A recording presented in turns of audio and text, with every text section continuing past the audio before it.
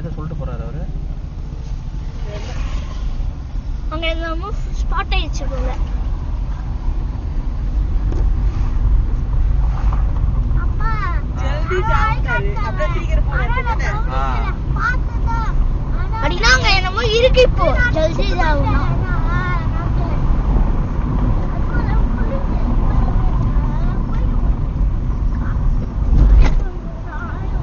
சீக்கிரமா போய் அப்படின்னா அங்க என்னமோ இருக்குன்னு அர்த்தம் பால. அதான் சீக்கிரமா போங்க.